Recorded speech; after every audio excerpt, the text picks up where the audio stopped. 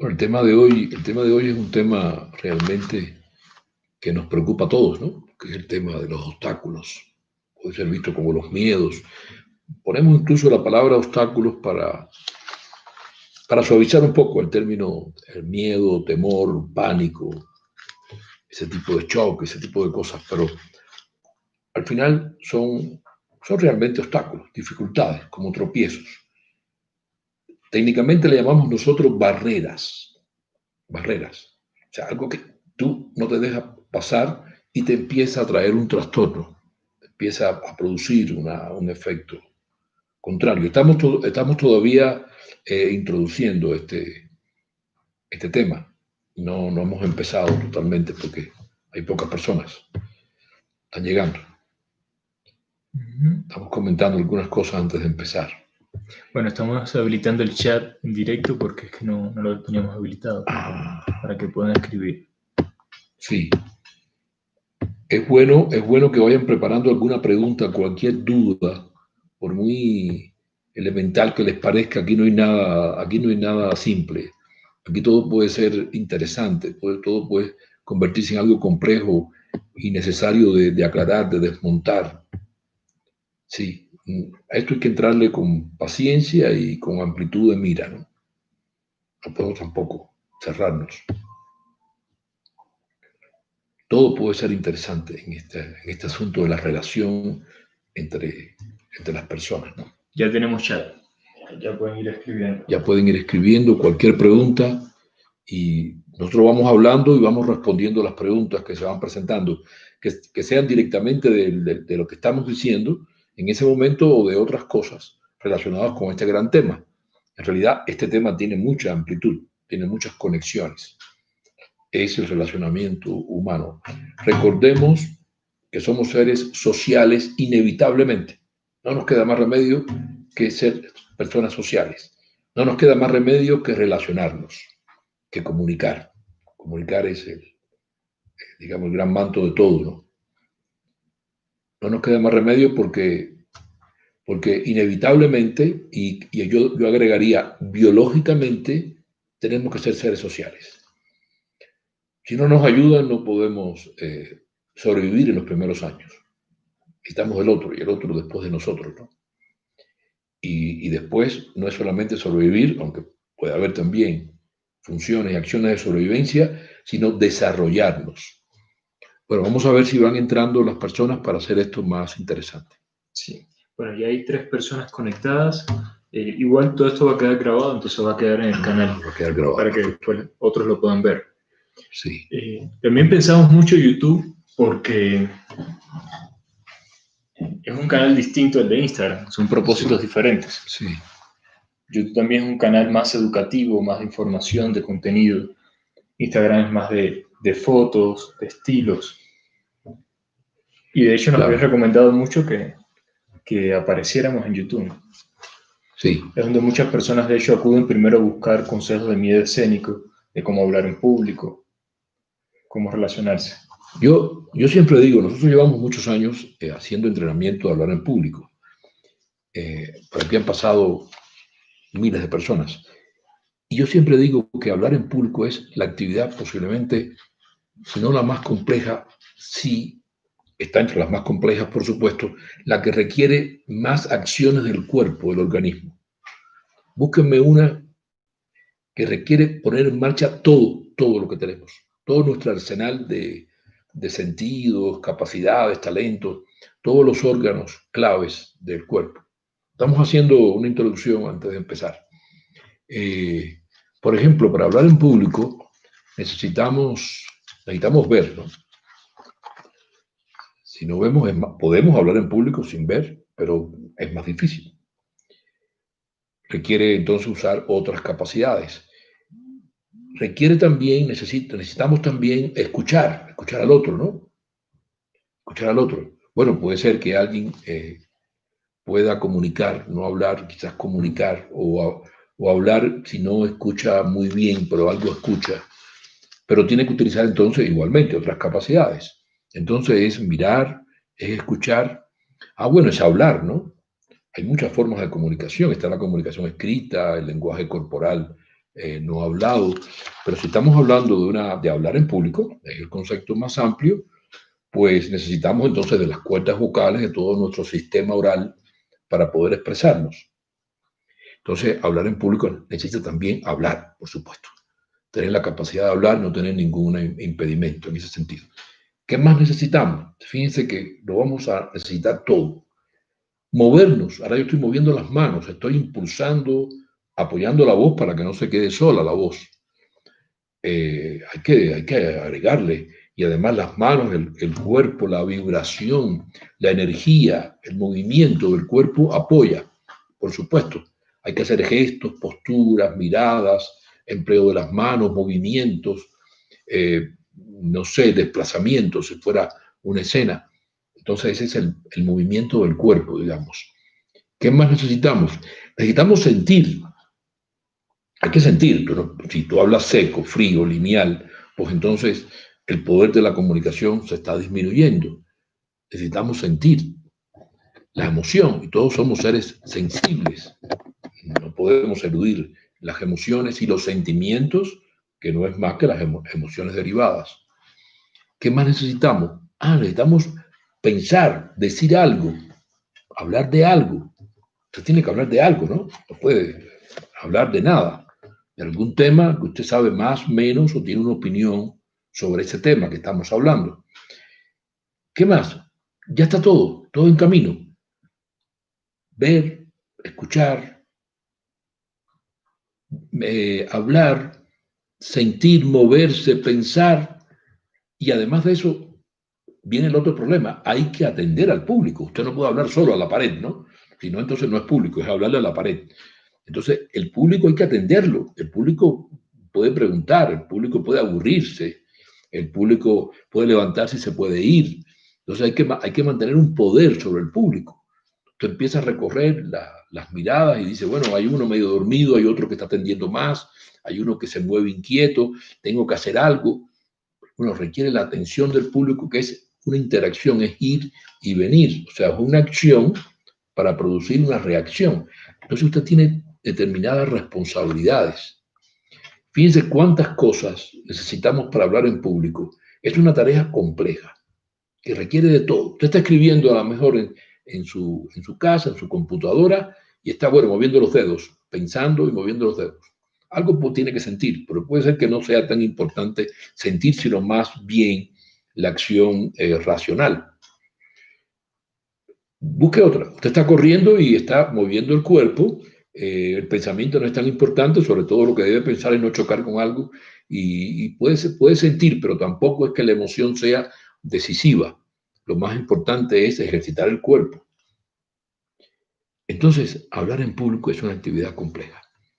Y si además es una actividad compleja, le añadimos los obstáculos que pueden surgir por el camino, que no es chocar con algo, es chocar con nosotros mismos, entonces hablar en público se convierte en una actividad que requiere de alguna forma un cierto entrenamiento.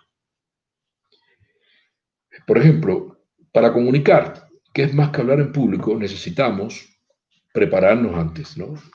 El cerebro nos da la posibilidad de prepararnos antes, tenemos que pensar lo que vamos a decir, es decir, el qué vamos a decir, tenemos que sentir el qué decimos, es cómo sentimos lo que decimos, las emociones, para que sea un poco más placentero, para que haya cierta energía conectiva a través de las emociones, y hay muchos tipos de emociones, desde la alegría hasta la tristeza, pero puede haber también la motivación, la persuasión, la sensibilidad, en fin. Y tenemos además que expresar todo eso, representarlo con el lenguaje del cuerpo. Usted va a comunicar y usted se prepara, piensa, siente y actúa. Bueno, pero ya entrando en el tema de hoy, que es los obstáculos para comunicar. La primera pregunta que tenemos que hacer es si alguno de nosotros no tiene miedo a hablar en público. No es que tenga, si no lo tiene. Pregúntense eso. Si responden que sí, que tienen miedo, siéntanse seres normales. Lo extraño es no tener miedo. ¿Por qué? Porque en el cerebro genera un miedo como una forma de avisarnos que estamos en peligro, que algo pasó antes que nos dejó una huella en forma de un pequeño susto, que puede ser un gran susto, de que se va a repetir. Entonces el miedo nos está diciendo, ojo, cuidado, que avanza por un callejón oscuro y va a sentir miedo, el cerebro rápidamente le envía un mensaje, cuidado, está solo. O usted se cae en una escalera y al otro día, si va a bajar esa misma escalera, llega la advertencia, cuidado, agárrate del pasamano, ayer te caíste. ¿Qué pasaría si no sintiéramos el vértigo cuando subimos a un piso alto y miramos, y si no sintiéramos vértigo, el cerebro nos está diciendo, cuidado, alto, no te asomes, no te inclines? Bueno, a lo mejor algunas personas se lanzarían, ¿no? Entonces, ese es el miedo. Y si ustedes todos tienen miedo, son seres muy normales. Preocúpense si no tengan miedo. O si no saben que tienen miedo, sería incluso peor, porque entonces se arrojarían al peligro. Por eso es tan importante los niños que cuando son pequeños ellos no han tenido experiencias, nos han dado los cabezazos y empiezan se pueden meter rápidamente en un peligro, meterse en un pantano o lanzarse en una piscina sin agua, cualquier cosa pueden ser, asomarse a un balcón y no darse cuenta que con el peso del cuerpo se pueden caer.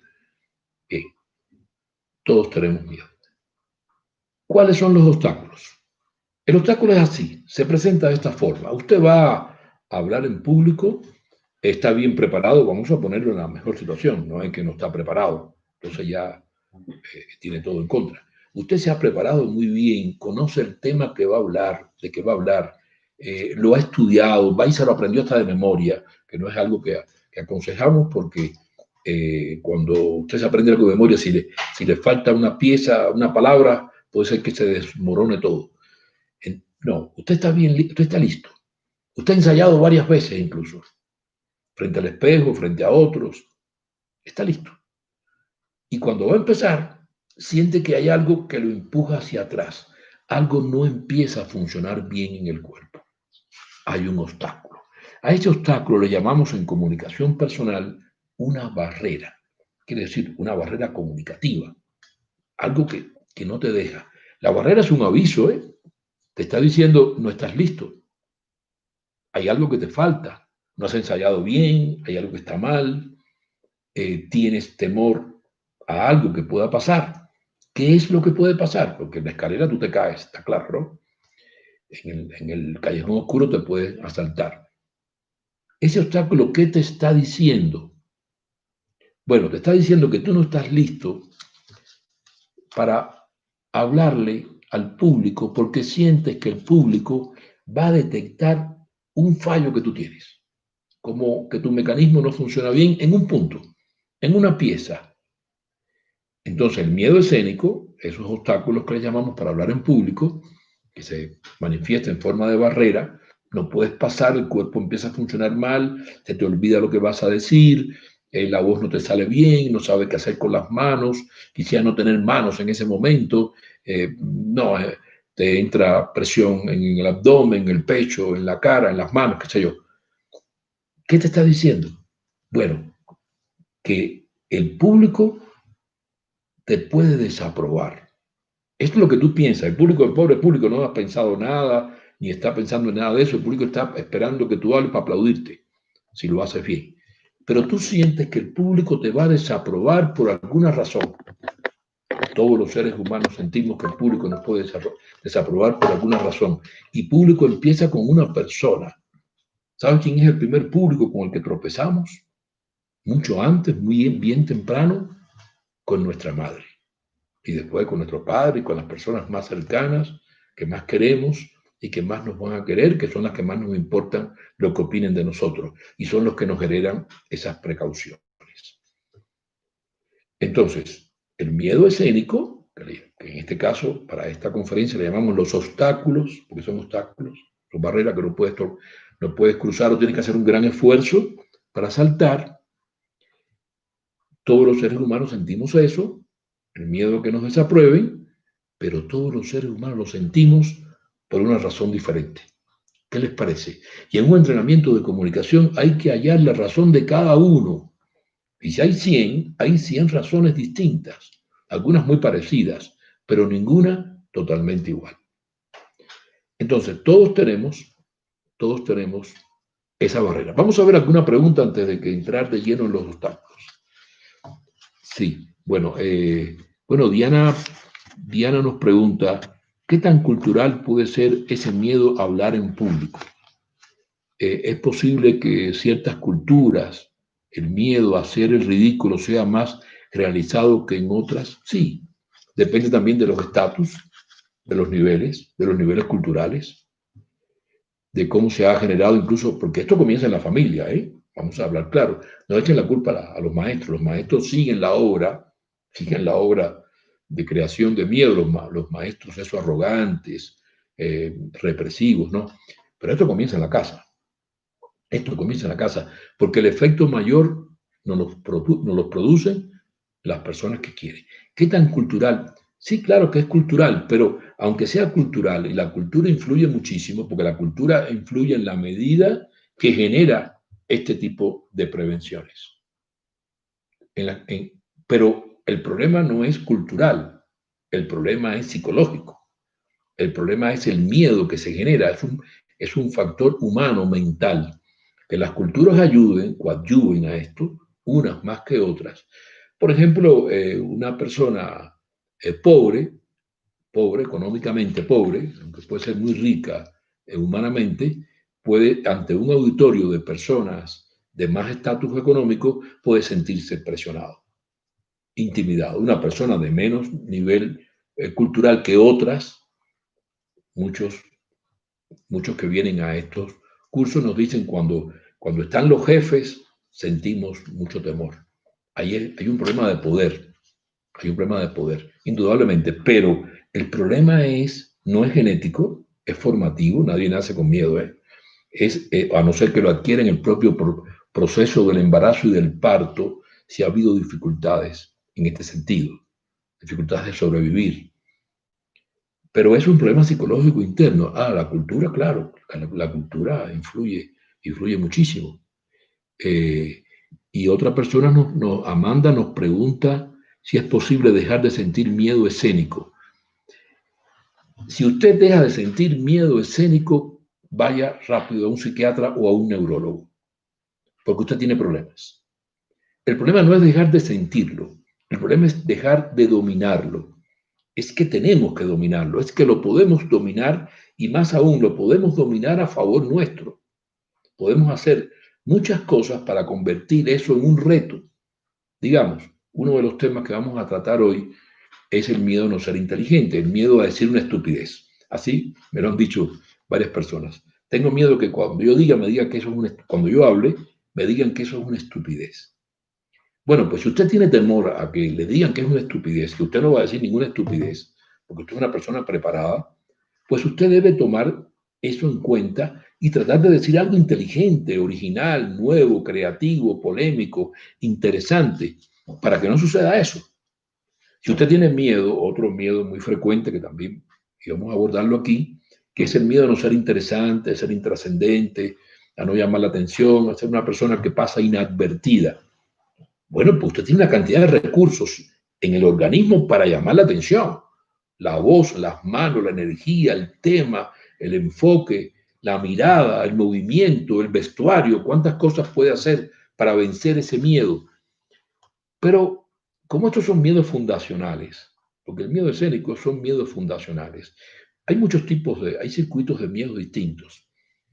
Hay miedos fundacionales, son los miedos creados cuando el cerebro estaba en su formación básica. En los próximos 5 años el cerebro se sigue perfilando y desarrollando hasta los 20 aproximadamente, pero la formación básica del cerebro que usted le permita moverse, sentir, pensar, cuando se produce el hecho que produce el miedo se queda para prevenirte de ese hecho infortunado, cuando en ese momento se queda en el inconsciente instalado de una forma que de ahí no va a salir.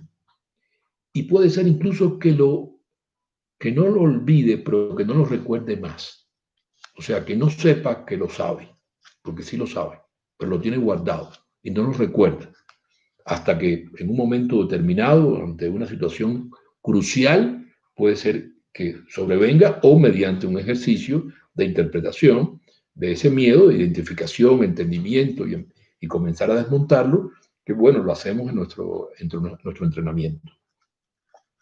Pero para un momentico las preguntas para avanzar un poco y seguimos, ¿sí? Para que entonces esto se ponga más complicado aún. Nosotros queremos trabajar 5 obstáculos básicos que han sido los más numerosos. En nuestra larga lista de más de 5.000 personas que han pasado por Cuarto Espacio, estos son los más recurrentes. Hay otros muy pegados, muy cercanos. Estadísticamente son los más recurrentes, los que se convierten en obstáculos. No puedes pasar, la barrera no te deja, te volteas, te viras hacia atrás, te paraliza y puedes entrar en shock o puede ser que te quedes anulado o lo hagas, pero lo haces mal, no lo haces como tú querías. Hay una primera decisión que hay que tomar cuando vas a hablar en público. ¿Tú vas a dominar al público o el público te va a dominar a ti? ¿O no vas a hacer ninguna de las dos cosas? Quiere decir, yo siento que el público es superior, que el público me va a desaprobar, me va a descalificar. Yo entonces lo que hago es que me sumo en un papel discreto a la hora de hablar para que no me hagan nada, ¿no? Como un asaltado ante un asaltante, pues trata de bajar la voz y ser discreto para que no lo vayan a matar. Solo róbeme la billetera, tome. Pues usted puede tomar esa actitud, yo paso bajito. Yo soy débil, como débil me va a ir mejor. Pero otros toman la decisión de ir sobre el público. Entonces vemos personas que se ponen arrogantes, suben la voz, son como dominantes, impositivos. Esa es una primera decisión. Por supuesto que hay una tercera vía, que es la de conquistar el público. No ser ni dominante ni dominado. Pero es una primera decisión. ¿Que yo voy a ir a pasar por lo bajo o a pasar por lo alto, más alto de la cuenta, o voy a conquistar, seducir y agradar a ese público? Ese es un primer obstáculo y es una primera decisión que hay que tomar. Yo voy a mencionar las 5 y pasamos a las preguntas y después ahondamos en estas 5. Segundo, el miedo a ser distinto, diferente.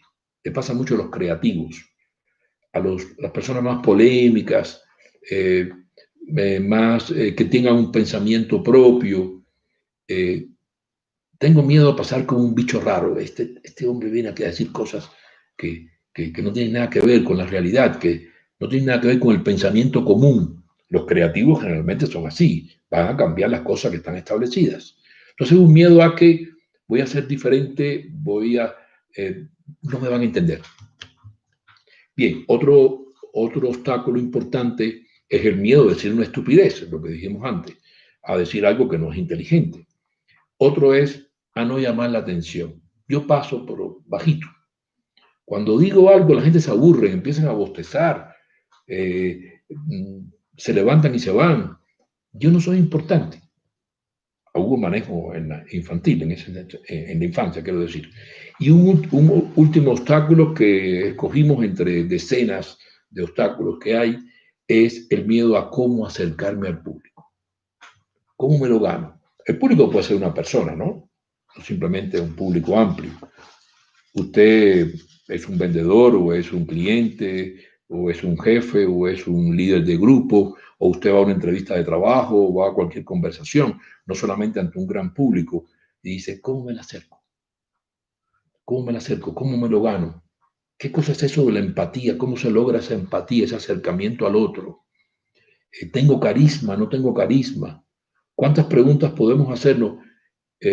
¿Voy de una forma cálida o mantengo un estatus y un rigor y una como especie, no sé, dame una relevancia, una prestancia? Bueno, eso es importantísimo. ¿Cómo acercarme a otro? ¿Cómo acercarme al gran público? Empiezo y digo buenos días, o digo buenos días, yo voy. ¿Cómo lo hago? Ese es otro recurso muy recurrente. Bien, entonces vamos a pasar. De esto después lo podemos ampliar si nos queda tiempo, pero vamos a pasar a las preguntas. A ver, son estas que están aquí en esta lista, ¿verdad? Sí, ya hay 14 personas. Entonces, Sandra Oquendo nos pregunta, cuando el rechazo del público ha sido real, ¿cómo puede manejarse? ¿Qué cosa es el rechazo real?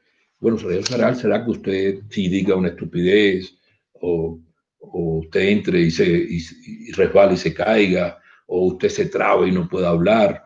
Eso sería un rechazo. Pero en ese caso el público no es tanto que rechaza, sino se conduela con usted.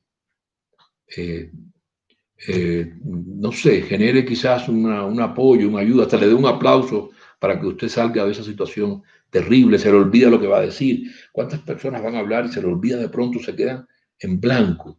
Eso es terrible, a veces es rápido, unos segundos, y hasta puede ser que no se den cuenta que usted se quedó en blanco, pero puede ser que se quede en blanco y no pueda seguir hablando. Hay un video que pudiéramos ponerlo, Karen, no se puede poner un video aquí. Déjame ver cómo Sí, un video de Bush, el presidente Bush, hijo, cuando fue a hablar en una conferencia de prensa, no pudo hablar.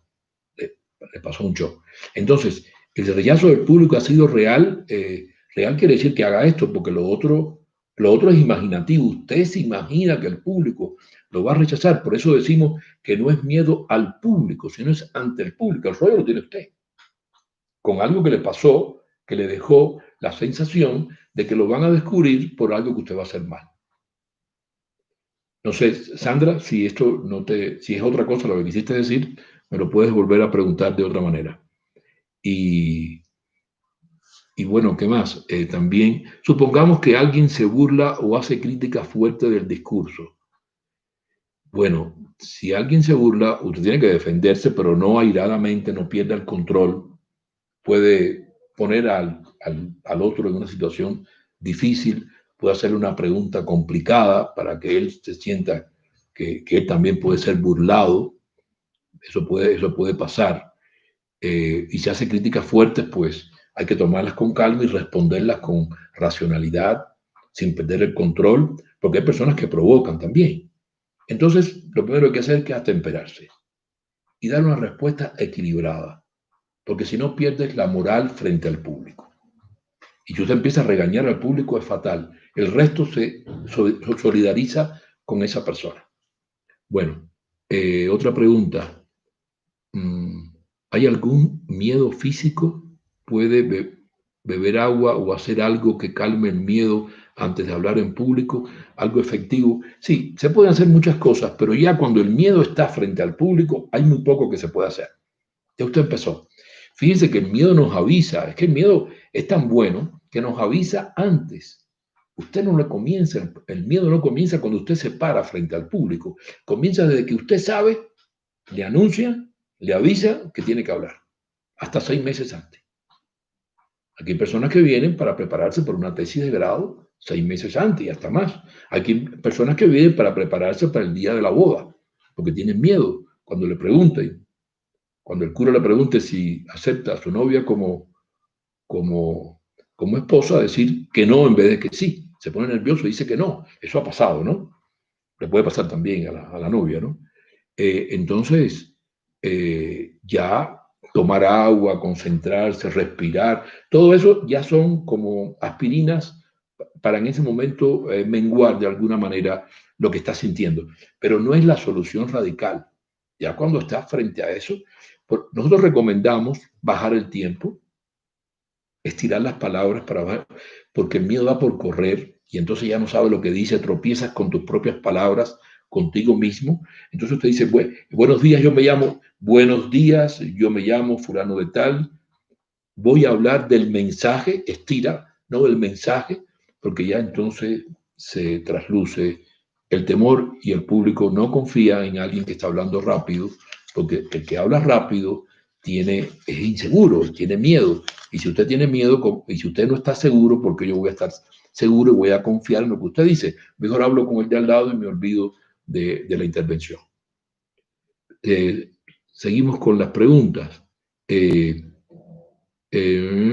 Dice, ¿es posible tener al tiempo 2 o más de estos 5 miedos que mencionaste? Sí, se pueden cruzar.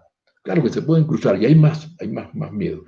Pero hay que encontrar, Diana, que hay uno que es el principal. Y ese fue formado en la niñez. Se asocian con otros miedos. Porque si usted tiene miedo a que no lo tomen en cuenta, que no llame la atención, que pase inadvertida, también tiene miedo a no decir algo inteligente. Ahí se pueden cruzar varios miedos. pero tienes que encontrar cuál es el fundamental, que es el que ala a todos los demás. El que ala a todos los demás. Y para encontrar cuál es el miedo, tienes que encontrar cuál es el suceso que causó el miedo. Y el problema está en que es posible que no lo recordemos, pero sí lo tenemos grabado. Y tenemos que entrar a buscarlo, identificarlo. No basta con identificar, entenderlo. Por ejemplo, usted sabe que usted tiene un gran miedo a enfermarse, a morir, muy frecuente, pero identifica que en el parto estuvo a punto de morirse, realmente. Fue un parto difícil, muchas horas, la madre quedó lacerada, usted también de alguna forma, lo mandaron a una incubadora, bueno, fue un gran trastorno. Bueno, esa es la causa del miedo. El miedo de morirse está que un día estuve a punto de morirme. Y queda una secuela. No sé, usted no se recuerda de la película, ¿no? Por supuesto, pero sí deja una secuela en el cuerpo. Y hay ciertos dolores que usted tiene en el cuerpo, sobre todo cuando está en una situación de estrés y de miedo, que responden al esfuerzo que hizo en el momento de nacer, el esfuerzo incluso corporal. Usted sabe que esa fue la causa, pero no sabe por qué tuvo problemas al nacer. A lo mejor es un problema físico, a lo mejor es un problema de mal manejo y mala atención de los médicos o no aplicación del tratamiento y los cuidados de la madre. Pero ¿qué tal que sea que la madre tenía miedo a ese parto por varias razones? Porque no era el momento de tenerlo, porque era muy joven y le iba a distorsionar su vida, porque el padre no iba a apoyar a esa criatura, porque tenía problemas económicos. ¿Por cuántas cosas puede ser? Y eso es más importante que, digamos, que el trance físico que ocurrió. Entonces hay que encontrar la causa y la explicación. Eso es lo que llamamos entenderlo. O sea, identificar lo que pasó y por qué pasó. Y pueden haber muchas cosas. Un padre que abandona a un hijo, bueno, ya usted sabe que lo abandonó, pero no sé por qué me abandonó. ¿Qué defecto tengo yo? ¿Soy malo? ¿Qué malo soy yo que no soy el hijo que mi papá quería? Esas cosas se las pregunta el niño, ¿no? Y no se las puede responder. Y nadie se las responde bien o se las responde mal. Quizás la otra parte le dice cualquier cosa. Que tu papá es malo. ¿Y por qué es malo mi papá? ¿Y por qué es malo? Y a mí me tocó un padre malo. Yo estoy destinado a eso. ¿Cuántas preguntas? Entonces sí, Diana, hay un miedo fundamental que es un hecho fundamental. O sea, la ruta del miedo es, ocurre algo, provoca un impacto, el niño lo guarda porque no lo puede entender, escoge un escudo, un modo de manejar ese miedo, y ahí nosotros trabajamos 5 formas de manejar lo que pasó, de manejar y donde está el miedo incluido, que es usted escoge 5 caminos, o es discreto, o es reservado, o es muy cariñoso, muy participativo con los demás, muy sensible, muy buena persona, muy preocupado, como si le debiera algo a los demás, o es muy positivo, o es muy llamativo y llama mucho la atención. Esas 5 clasificaciones que trabajamos nosotros en Cuarto Espacio responden a 5 manejos en la infancia. Bajo perfil, castigo, cariño, consentimiento, mucha exigencia o poca importancia al niño. Los 5 están derivados. Para los 5, pues hay programas diferentes, que es darse importancia, abrirse, compartir con los otros, ganar en convicción, en vez de ser exigente, ser más persuasivo, o en vez de ser tan llamativo, preocuparse por los otros, escuchar a los otros y no presionarlos, aunque la presión sea buena, sea por la vía emocional y no impositiva, no fuerte, no de carácter. Bien, ¿qué otra pregunta? Sí, Carlos Daniel, buenas noches. ¿Es posible llegar a disfrutar del público? Claro, eso es lo que buscamos, Carlos Daniel. Es como un estado de gracia donde te gusta hablar en público, tú lo disfrutas y lo disfrutas porque el público también lo disfruta. Usted llega a conquistar, a seducir al público. A usted le gusta inventar ideas. Mire, yo hago una recomendación. El resorte más importante para vencer el miedo es decir algo original que nunca nadie haya escuchado. Búsquese la manera de que si va a hablar, usted entre por otra puerta. Diga algo inusitado, algo, aunque quizás sea polémico o desafiante, no importa. Diga algo nuevo, porque eso te da una fuerza, porque lo primero que nos quita el miedo es la capacidad de pensar con nuestra propia cabeza. Entonces vamos a rescatar nuestro estatus, nuestros valores, nuestra confianza en nosotros mismos, diciendo algo que es de nosotros. Eso es clave. Al menos yo lo aplico y me da muy buen resultado, porque a veces hay circunstancias muy difíciles para dirigirse a un público, ¿no? Por ejemplo, se lo recomiendo a los políticos en campaña, que tienen que hablar ante grandes auditorios, encaramados en una tarima, o los profesores, o en la entrevista personal, o en la conquista amorosa. Diga algo original, ¿no? Algo que la otra persona nunca ha escuchado. Sí, se puede llegar a disfrutar. Ese sería el estado perfecto, le llamamos un estado de gracia, donde usted se siente dentro de ese papel y es su papel, no es el papel de otro, ¿no? Otra pregunta es, ¿qué recomiendas para romper el hielo cuando tienes una audiencia virtual? Ya que en estos tiempos es común que se realicen reuniones virtuales. Mira, los intercambios, las audiencias virtuales, como lo llaman muy bien, tienen algunos impedimentos, por supuesto. Usted quizás puede emplear menos el cuerpo. Ahora yo pudiera estar moviéndome, pudiera estar caminando, pudiera estar utilizando más recursos corporales, pudiéramos quizás vernos más cerca, esas cosas, ¿no? Pero sin embargo, el sistema virtual tiene una ventaja. Usted se está viendo cuando está hablando. Cuando usted está hablando en público, usted no sabe cómo lo están mirando. No se imagina si está diciendo una mueca, si está hablando muy rápido, se está moviendo las manos. Y en el sistema virtual usted se está viendo y puede rectificarse rápidamente. Esto lo estoy haciendo mal. Debo mejorar. Esa es una gran ventaja del sistema virtual. Ahora, de romper el hielo, hay muchas formas de romper el hielo. Algunos utilizan un chiste, otros hacen una historia de algo que pasó cuando venían, o algo que recordó ayer, o alguien que le contó. A lo mejor se inventan esos chistes y esas historias también. Pero la mejor forma de romper el hielo en realidad es ir a conquistar al público. Yo voy a conquistarlo. Desde que yo digo buenos días, hay tantas formas distintas de decir buenos días. Yo puedo romper el hielo con mi tono de salud. Yo puedo decir buenos días, buenos días, buenos días, o buenos días. Encuentre la forma suya, que se sienta bien y que el público lo reciba bien. Esa es y decir algo original, como decía, es también una forma de decir el hielo. Les tengo una noticia. Hoy quiero abordar algo que ustedes nunca han escuchado. Cosas así. Yo empleé una, lo que pasa es que había dos personas cuando lo dije. ¿Alguien aquí no tiene miedo? Diga si alguien no tiene miedo. Bueno, no se preocupe. Si tiene miedo, usted es una persona normal. Es una forma de enganchar y uno se siente fuerte porque sabe que ha calado en los demás. Seguimos las preguntas. Diana Villaneda, ¿podrías por favor repetir la diferencia entre discreto y reservado? Sí, hay una diferencia, se parecen, pero son diferentes. Por ejemplo, el discreto ha sido manejado con bajo perfil. Ha sido una disciplina no de castigo, sino de hablar bajito. Realmente son padres también discretos, ellos reproducen la discreción en sus hijos. Se habla bajito, no se habla alto, los niños no opinan, no hablan en la mesa, no se corre, no se grita.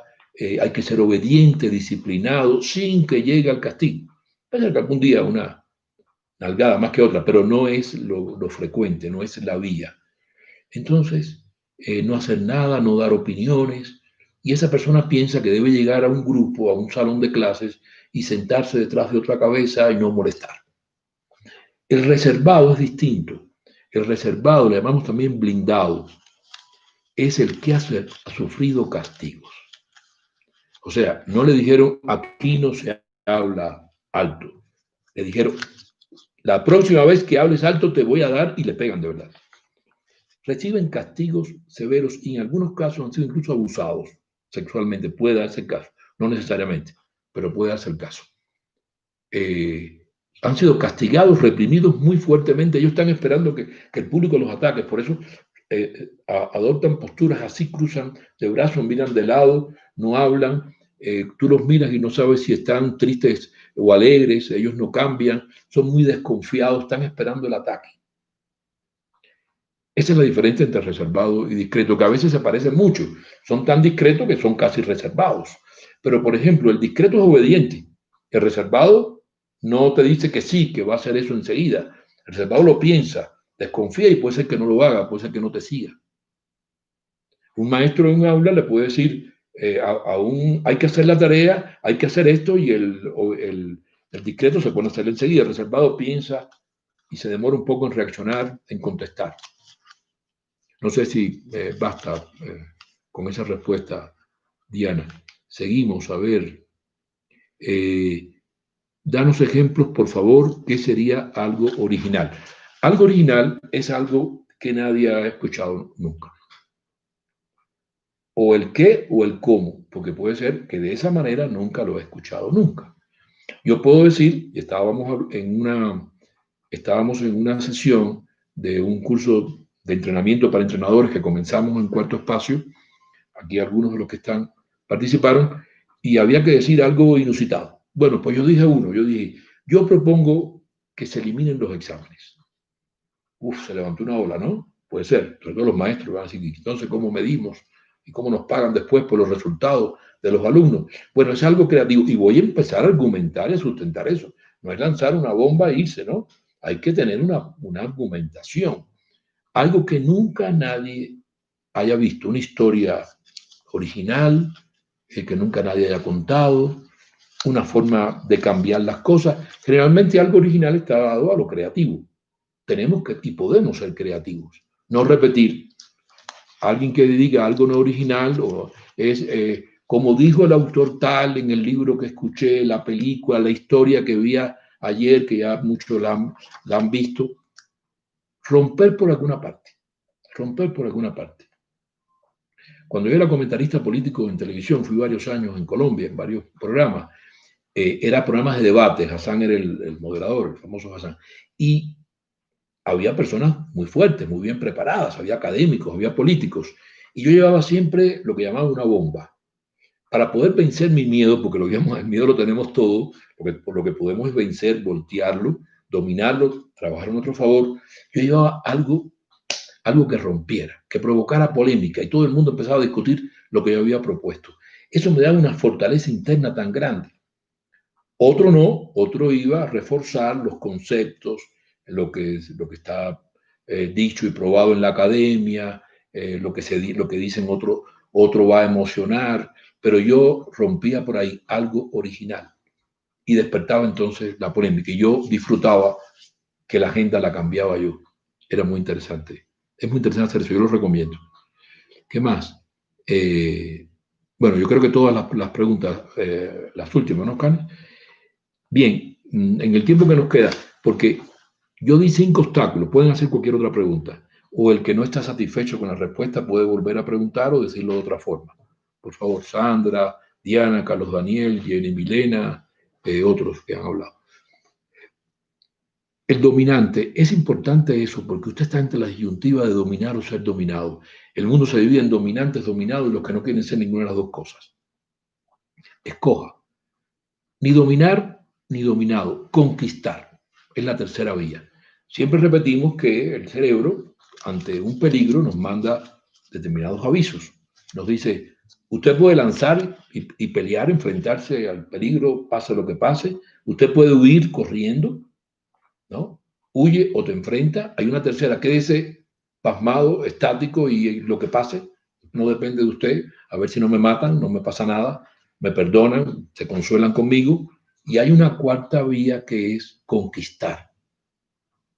A veces no es fácil conquistar, pero hay personas que intentan ante un asalto conquistar al asaltante para que no le robe o para que no lo mate. Por favor, mire, yo tengo hijos, y empieza a hablarle, ¿no?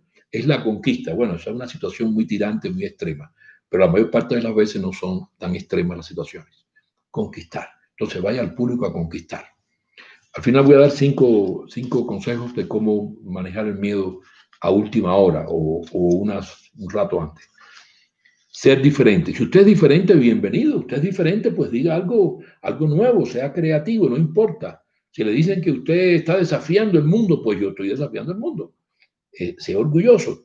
Esas son las personas que cambian realmente el mundo. Todos no tenemos que ser iguales, no tenemos que ser soldados de la misma escuadra.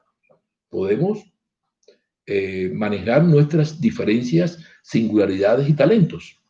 Los artistas pasan mucho trabajo en la infancia porque son muy criticados, son burlados, porque ellos tienen otra forma de jugar, de ver las cosas, otros temas que les interesan. Igual lo que van a ser científicos de laboratorio, son personas que se aíslan, están en pensamientos más complejos y en un salón de clases al grupo no le gusta a nadie que se aparte, entonces caen sobre ellos y le hacen bullying a los extraños, a los diferentes. Bien, el temor de decir algo que no sea inteligente. Miren, qué curioso es esto. Usted puede pensar que usted es inteligente y sentir que no es inteligente. Eso hay que resolverlo. Y tenemos el caso de una persona que tenía dos doctorados, iba a hacer un tercer doctorado, quería pasarse la vida haciendo doctorado, nunca había estudiado, porque después encontró que el padre le dijo cuando chica que ella era bruta, porque ella no hacía determinadas cosas que no tenía por qué hacerlas bien. Una niña, eran cosas de varones, porque el padre quiso tener un niño y entonces sometía a la niña a una presión. Ustedes no saben hacer las cosas que hacen los niños. No sé para qué tu mamá me trajo una niña, esas cosas. Y ella sentía que ella no era inteligente. Y por eso se puso a estudiar. Y estudiaba y hacía posgrado y doctorado. Iba para el tercer doctorado. Y yo le hago la pregunta. ¿Tú piensas que tú no eres inteligente? Es decir, que tú eres bruta, para decirlo de una forma brutal. Se demora un poquito y dice, no, porque tengo 2 doctorados. Tuvo que pensarlo. Segunda pregunta, ¿usted siente que usted no es inteligente? Me dice sí, rápidamente. Diferencia entre razón y emoción. El miedo embargó una emoción, pero no es algo racional. Por eso es más fácil o se puede llegar a desatar, a disolver. Entonces, el otro era cómo no llamar la atención.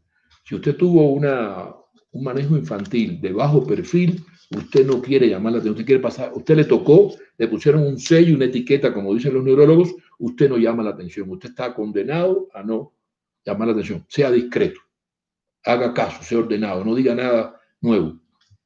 Entonces, usted cuando va a hablar en público siente el obstáculo, porque usted sabe que el público sí quiere que usted llame la atención.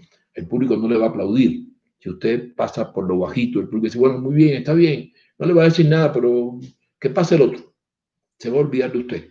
Pero usted sabe que el público quiere que usted llame la atención, porque el público quiere pasarla bien, quiere decir que usted diga algo interesante y que además lo diga de la mejor forma. El cerebro le encanta el placer, prefiere el placer. Y como usted sabe eso, que el público no lo va a aplaudir, simplemente le va a decir, bueno, está bien, siga adelante, pues usted siente ese temor. Y finalmente el temor de cómo acercarse al público es muy frecuente. ¿Cómo me le acerco a una persona de frente? Hay personas que te dicen, ¡puf! O lo voy bordeando, lo voy convenciendo, lo voy persuadiendo, le voy preguntando cosas, me lo gano, pero quizás sean demasiados requerimientos, demasiadas exigencias para una persona que siente que él no llama la atención. Aquí se incluyen los que piensan que no son atractivos. Generalmente el que piensa que no es atractivo es el atractivo, como el que piensa que no es inteligente es inteligente. Bueno, estos son los cinco nudos. Si no hay ninguna pregunta, yo paso a cinco cosas que yo recomiendo, de muchas más, de decenas más, que enseñamos en nuestro entrenamiento, pero 5 cosas que son básicas para comunicar. No tips, porque esa palabra no me gusta, ni tips, ni trampas, ni trucos. Hay algunos cursos que son a base de tips, trampas y trucos. Eso no es duradero, eso no es firme. Por ejemplo, usted va a comunicar y usted va a hablar, y aunque no vaya a hablar, prepárese para hablar cuando le toque, y hablar todos los días, comunicamos con el otro, hasta nosotros mismos somos el otro. Mírese en el espejo, haga este ejercicio en el espejo y diga quién yo quiero ser, quién yo quiero que los otros ¿A quién yo quiero que los otros vean en mí? Una persona amable, una persona emprendedora, una persona estratégica, una persona creativa, una persona emocional, una persona sensible, una persona práctica y ejecutiva, un pensador. ¿Quién? Háganse de un personaje que sea real, ¿no? No que se parezca a otro, que se parezca a usted, que sepa, todos sabemos las capacidades que tenemos, las podemos encontrar. Si no están a flor de piel, vayan más abajo y encuéntrenlo. ¿Quién, qué papel, qué personaje? Como un actor va a ser un personaje, lo que pasa es que no se parece a él, es un personaje ajeno y tiene que estudiar cómo es esa persona. Pues estudie cómo usted quiere que los demás se vean. Mírese en el espejo y háblese frente al espejo. Segundo, hay que concentrarse bien. Hay que concentrarse en ese momento, concentrarse, para eso hacemos un ejercicio de bajar un poco al subconsciente, aislarse de todo, mirar las cosas en la oscuridad, escuchar su propio silencio y decir, esto es lo que yo voy a decir. Y hay que organizar las ideas, ¿no? Las ideas no pueden ser así dispersas. Si quiere, después las desorganiza a la hora de hablar, pero organízalo antes. Como dicen los actores, no hay mejor improvisación que una buena organización previa. Después usted desorganiza lo que usted quiera, pero ya lo tiene organizado, se puede dar el lujo y está tranquilo. Y si quiere, no desorganiza nada, ¿no? Otra cosa es, hay que transmitir un mensaje. ¿Qué es el mensaje? No es todo lo que se dice, es lo que trasciende. El mensaje es lo siguiente, usted va a una conferencia y llega a su casa y le pregunta a otra persona, ¿qué dijeron? Dijeron esto, esto, esto y esto. No le va a contar toda la conferencia. Lo que usted se lleva en la mente para la casa, la frase, la palabra. Por ejemplo, hay que hacer un cambio imprescindible y rápido en lo que estamos haciendo. Eso es un mensaje. ¿Sí? Hay que ser más profundo. Estamos siendo muy superficiales. Eso es un mensaje, lo que trasciende, lo que usted se lleva para su casa y rápidamente lo puede poner en marcha. Hay otros condicionantes del mensaje, pero sería necesario estar hablando 15 minutos sobre eso. Tercero, ensayar las cosas antes de hacerlas, ensayar en la mente. Incluso usted está sentado, ya de pronto en 5 minutos le toca hablar. Usted dice, voy a ensayar todo lo que voy a decir. Ensayar no es solamente recordar, es mirarse. Es como hacer un ensayo general de escena. Cómo me paro, cómo camino, cómo miro a la gente, cómo hablo, cómo muevo las manos, cómo me siento. Es como el ensayo general que hacen los actores el día anterior del estreno de la obra. Todo lo que va a pasar se lo imaginan antes. Es como correr en una pista antes de la carrera y ver todos los vericuetos, las curvas, si hay una piedrecita en el camino, quitarla. Ensayar todo en la mente, incluso escucharse. Nos podemos escuchar nuestra voz, no podemos reproducir canciones, podemos escuchar nuestra voz y rectificarla en la mente. Y ese es un ejercicio muy útil, muy práctico. Y otra cosa es, bueno, lo más importante, que es lo que yo recomiendo, pero eso no lo podemos hacer solos. Es hacer un ejercicio, bajar al inconsciente, encontrar cuál es el miedo original, qué suceso produjo el miedo, qué contexto lo produjo y saber que eso no tiene por qué repetirse, porque fue intenso y real en la infancia. Por ejemplo, alguien que no lo quiso, lo abandonaron, lo reprimían muy fuerte, había un conflicto, no lo quisieron tener. ¿Cuántas cosas pueden pasar en la infancia? Y otras que no son tan graves ni tan afectativas. Y decir, ya sé por qué tengo miedo. Ahora me voy a dedicar a desmontarlo. Si no sé por qué tengo miedo, no puedo desmontarlo. Usted no puede desmontar lo que usted no sabe. Pero les voy a decir, todos tenemos un suceso escondido, muy bien escondido en la memoria. En el inconsciente. Lo instalamos ahí y hay que bajar a buscarlo. Sacarlo, entenderlo, desmontarlo. Nunca se va a ir, pero ya usted sabe que cuando usted tiene miedo, bueno, gracias cerebro, me alertaste que tengo miedo, hay algo que tengo que modificar, estoy caminando por un lugar que no debo caminar, la soledad, cuando usted está solo, el cerebro envía una señal, está solo, cuídate, solo tiene menos posibilidades de enfrentar un peligro o una situación adversa. Entonces, el quinto es hacer este ejercicio, pero esto requiere un entrenamiento especializado. En Cuarto Espacio lo hacemos y lo hemos realizado a miles de personas en todo este tiempo. ¿Qué más? Canen, que es el director de escena, pues que me diga si hay alguna otra pregunta. Sí, por ahí hay otra pregunta. ¿Cómo puedo apoyar y imaginarme el peor escenario posible y cómo podríamos solucionarlo o cómo podríamos enfrentarlo? ¿Cómo puedo apoyar, imaginarme el peor escenario posible? Y cómo sí, yo lo hago, yo se lo recomiendo, a mí me da muy buen resultado.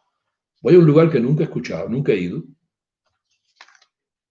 no sé cuántas personas va a haber, pero me imagino que haya la mayor cantidad posible de personas. Si puede haber 20, yo me imagino 50. Puedo idear cómo es el escenario, puedo pensar que las caras van a ser caras de personas reservadas o impositivas. O sea, puedo imaginarme lo peor para poder solucionar lo peor. Y entonces yo busco soluciones a cada cosa. Una pregunta incómoda, como hacen los presidentes que hacen un buen entrenamiento para una campaña, reúnen un equipo antes de hacer una conferencia, dar una conferencia de prensa o hacer una intervención, todas las preguntas inquietas, adversas que pueden hacer, y para cada uno le doy una respuesta. Yo tengo que estar preparado para todo, que no me sorprenda. Y entonces, bueno, a lo mejor llego y el micrófono funciona bien, pues no te preocupes, no voy a perder la calma, la voy a tomar, voy a decir una broma. O sea, prepararse para todo el escenario peor y buscarle soluciones alternativas a esos escenarios. Si usted se prepara, usted está preparado para poder responder y reaccionar. Pero aunque no sea el peor escenario, usted debe imaginar todo lo que debe pasar. Yo lo hago y generalmente se cumple el 70% de lo que puedo prever. Y hay un 30% que son eventualidades. Bueno, se puede romper el micrófono, puede ser que algunos se paren y se vayan antes porque ya es muy larga la conferencia, puede ser que alguien se quede dormido, yo no voy a poner bravo porque alguien se quede dormido. O sea, yo todo lo puedo prever y si me sale el 70% es un éxito, un exitazo. Pero yo estoy listo para todas las eventualidades. Eso es lo que yo recomiendo, a mí me da muy buen resultado. Y realmente puedo lograr que el acontecimiento, o sea, que esa exposición salga lo más parecido a como yo quisiera que pasara. ¿Algo más? ¿Se acaba el tiempo? Sí, podemos ir cerrando. Podemos ir cerrando. ¿Alguna última pregunta de última hora? Sí, a boca de jarro. Nosotros recomendamos el entrenamiento de Cuarto Espacio. Llevamos 11 años en Colombia, es un equipo especializado. Hemos trabajado con más de 5.000 personas. Sí, y tenemos un método abierto que siempre lo estamos mejorando, cambiando los ejercicios. A lo largo de estos años hemos hecho más de cientos de ejercicios, yo creo. Los vamos renovando, mejorando. Los buenos se quedan. Como el primer ejercicio que hacemos nosotros el primer día es que usted escribe las primeras 20 palabras que tiene en la mente de cualquier cosa, desde un elefante o un gato hasta el color morado o una puerta o una ventana o un vaso con agua o sin agua. Todo eso tiene un valor. Ese ejercicio siempre lo dejamos, llevamos más de una década haciéndolo y es muy bueno realmente. El entrenamiento está dedicado a la transformación, a usted que encuentre su personaje y se libere de las capacidades corporales, emocionales y racionales. Aprenda a acercarse al otro, aprenda a ser creativo, o sea, a ser empático, a ser creativo, trabajar en equipos, que es importante, relacionarse con el público, dominar al público ante una eventualidad, cómo dominar un público difícil. Esos ejercicios lo hacemos, hacer un perfil comunicativo de cómo es usted, necesidades, talentos, capacidades, todo. Y llevamos una observación en forma de un diario de a bordo. Bueno, yo creo que hemos terminado. ¿Sí? Bueno, buenas noches a todos y nos vemos la próxima vez, que no sé cuándo va a ser. Puede ser el próximo viernes. Puede ser el próximo viernes con otro tema o desde otro ángulo. O ustedes pueden sugerir un tema también. Cualquier cosa puede ser. Podemos aportar nuestra experiencia. Buenas noches.